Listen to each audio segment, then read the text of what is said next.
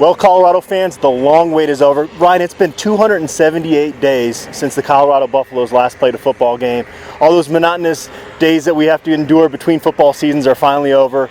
Ryan, Colorado heading out to Hawaii. Can you understate the importance of this football game? No, first of all, that 278 days felt like 278 years. I am more than ready for some college football and some CU football.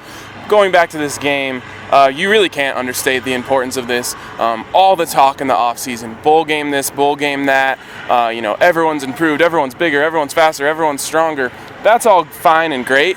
You come out and you lay an egg here, all the hope, all the momentum from these facilities right in front of us, all of that, new uniforms, all of it goes out the window, I honestly believe, if you lose this game. You absolutely have to go out here and you have to get a win, and I honestly think you need to get a convincing win. Show fans that this is a Pac-12 school. This is a team that is going to go out and compete in the Pac-12, and they're not a team who's going to mess around with Hawaii. Yeah, in Vegas they expect Colorado to win this football game, but it's not a huge spread, and this is, as Mike McIntyre said, a very unknown opponent that they're having to face in their season opener. Hawaii brings in Don Bailey as their new offensive coordinator. He comes over from Idaho State. A ton of success at the FCS level, especially, they ranked first in the FCS in passing offense last year.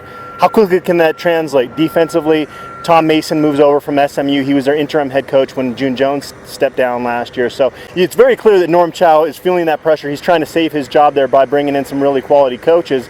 But we've heard Jim Leavitt say here that, hey, this is not going to be fixed overnight. The same thing I think it can be said for Hawaii, even though there is a lot of pressure on their head coach.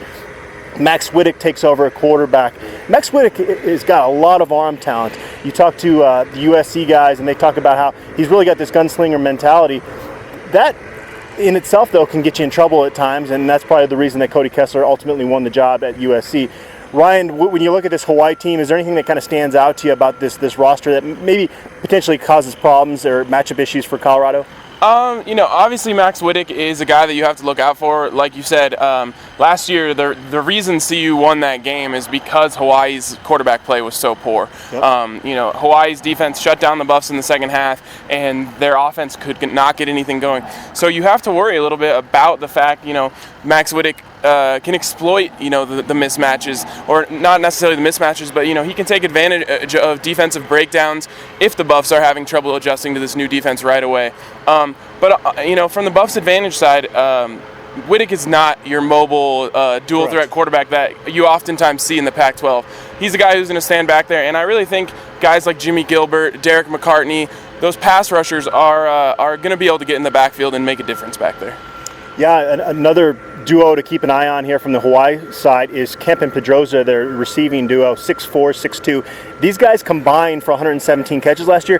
When you look, we saw that quarterback play. It's pretty amazing that those guys had those numbers with the quarterback play they had there. With Max Wittek, look out. Those guys could be pretty darn good this year.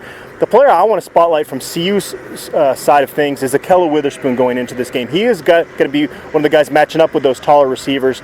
He's got the 6'3" frame to do it from a height standpoint. Can he do it from a physical standpoint as well? That old cliche, you're only as good as your weakest link, and I think we've seen that with the secondary here. They've had some quality players come through in that secondary, but, last year, for instance, when Tedrick Thompson goes down in the Cal game, the other team picks on his replacement. Before that, when Kenneth Crawley was a true freshman, other teams were picking on him.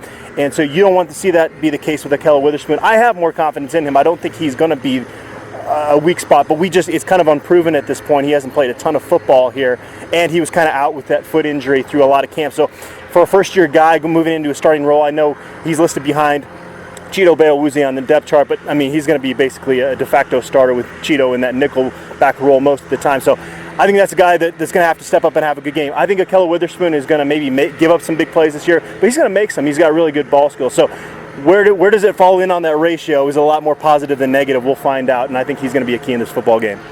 Yeah, I'm going to look to the other side of the ball for a player.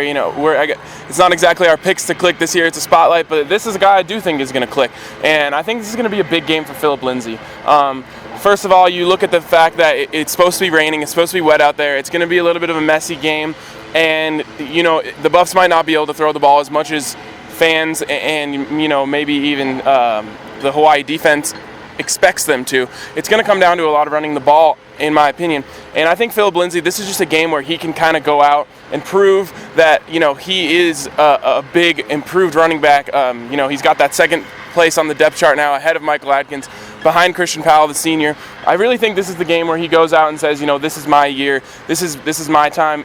The Hawaii defense is the type of defense that Phillip Lindsay, a guy with Pac-12 speed, should be able to go out there and have success against. They're not exactly as fast as the defenses that he's going to see the rest of this year.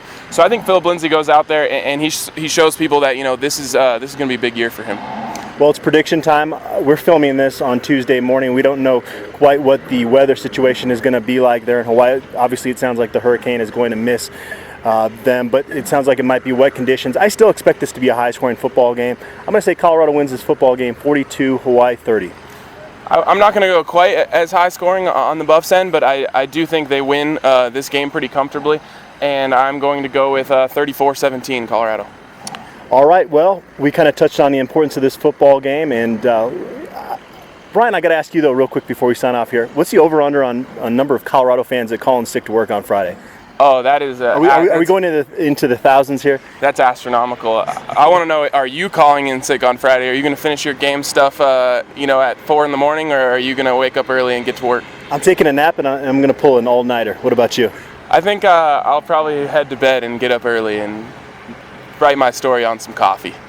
All right, sounds good. Well, you'll see us next week, and we'll find out if Colorado can start out the season in fine fashion or if we're in for another, I don't even want to say it. Signing off from Boulder.